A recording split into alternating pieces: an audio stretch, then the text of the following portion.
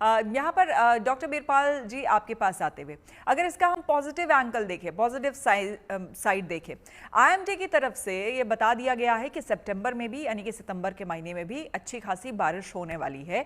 और जैसा कि हमने जब ब्रेक से पहले जब आपसे चर्चा की थी, आपने ये कहा था कि कई ऐसी फसलें हैं, खास करके जो खरीफ फसलें हैं, उनके लिए ज़्यादा बारिश अच्छी बात होती है। तो आपको नहीं लगता है कि अगर पूर्वानुमान जता दिया गया है, पहले से बता दिया गया है, तो किसानों के लिए भी ये अच्छा है, उसी हिसाब से वो अपना सारा आगे का मैनेजमेंट कर सकते हैं? नहीं, देखिए, ये नेचुरल बात है। जैसे मैं आपको बताऊंगा, खरीफ की जितनी भी फसलें इस समय खेत में हैं, ये फसलें उच्चतम तापमान और आर्द्रता में पनपती हैं, और इसीलिए इनको वर्षा ऋतु के प्रारंभ में हम खेतों में बोते हैं। फिर पकने के लिए शुष्क वातावरण की आवश्यकता होती है, और ये जून जुलाई और लगभग 15 सितंबर तक बरसात का सीजन है।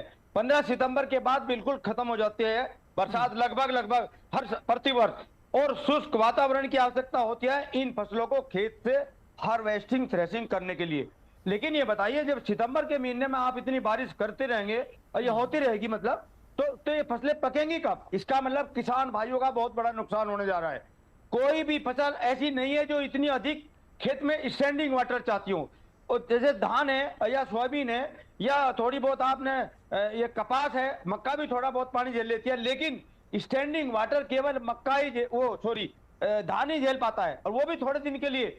उसको भी क्या है, अधिक पैदावार के लिए, बढ़वार के लिए थोड़े दिन के लिए स्टैंडिंग वाटर चाहिए। अदर उगने बढ़ने के लिए समय समय पर पानी जरूर चाहिए उसको। लेकिन मैं आपको बताना चाहूंगा, जितनी यदि 15 सितंबर के बाद बरसात होगी तो आगे भी देखना, जो हमारा सर्दी का मौसम आ रहा है, जितनी भी हमारी ये सब्जियां आएंगी अभी दिवाली के आसपास, तो वो कब सोइंग होंगी, कब उनको खेत में हम ट्रांसप्लांट करेंगे, उनकी नर्सरी को कब ट्रांसप्लांट करेंगे, तब वे उगेंगी, तब वे मार्केट में आएंगी। मतलब बारिश ज्यादा चाहिए, लेकिन इसका ये मतलब नहीं है लगातार बारिश होते रहेगा तब भी फिर किसानों के लिए ये अच्छी बात होगी, इसे समझने की जरूरत है। बिल्कुल सर, बिल्कुल सर, आती हूँ आपके पास। प्रोफेसर दुबे, ये बताइए, एक रिपोर्ट आईएमडी की तरफ से ही जारी की गई थी, उस रिपोर्ट में भी ये बात जो कही गई है कि पिछले 2 दशक में बताया जा रहा है कि 30% ज्यादा रेन जो है वो इंक्रीज हुआ है आपका वेस्टर्न इंडिया में, और साथ ही साथ ईस्टर्न में 10% बताया जा रहा है, जबकि यूजुअली जो है ये ऑपोजिट रहता है।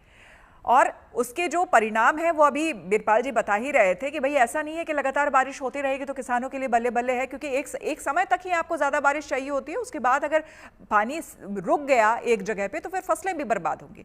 तो ये जो परिस्थितियाँ, ये जो रिपोर्ट्स हम देख रहे हैं, जो सिचुएशंस बन रहे हैं, इसके पीछे अगर मुख्य तौर पर हम पॉइंट वाइज अगर हम आपसे समझना चाहें कि वो 2 या वो 3 पॉइंट्स आपको क्या लगते हैं, क्या वजह है इस तरह के उलट पुलट बारिश के पैटर्न की, तो आप क्या कहेंगे? देखिए, एक तो जो साउथ वेस्ट मानसून्स हैं उनका उसका जो है गेयर अप करना, क्योंकि क्लाइमेट चेंज की वजह से और ग्लोबल वार्मिंग जैसे बताया गया कि अब हम ऑलरेडी हिमालय के अंदर और जगह पे 1.5 के करीब और उससे ऊपर हम लोग डिग्री ग्लोबल वार्मिंग अनॉमली बढ़ रही है हमारी टेम्परेचर की।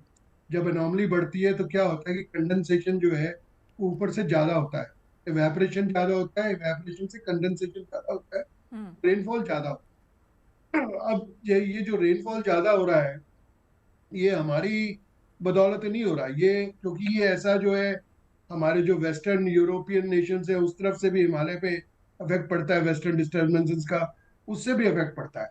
तो ये टोटल जो है हमारे जो ग्लेशियर्स हैं वो बड़ी फास्ट जो है वो मेल्ट कर रहे हैं मेल्ट हो रहे हैं। और ऑलमोस्ट जो है पॉन्ड्स में कन्वर्ट हो रहे हैं।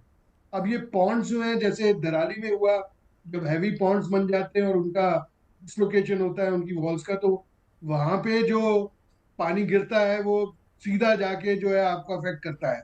अब आप देखिए कि ओल्ड दराली, नई दराली, ओल्ड दराली इस तरह से बनी हुई थी कि वो रिवर, पुरानी रिवर से अगर पानी बहेगा या उसमें फ्लड आएगा तो अफेक्ट नहीं पड़ेगा, लेकिन नया जो पोर्शन बना वो पूरा का पूरा डूब गया। मैं बात करता हूँ आपकी पानी के, जैसे अभी फार्मिंग पे बात कर रहे थे, फार्मिंग में नुकसान तो है ही है लेकिन फायदे भी हैं। मैं बात करता हूँ गुजरात की, अगर हम करना चाहें तो गुजरात की और राजस्थान की।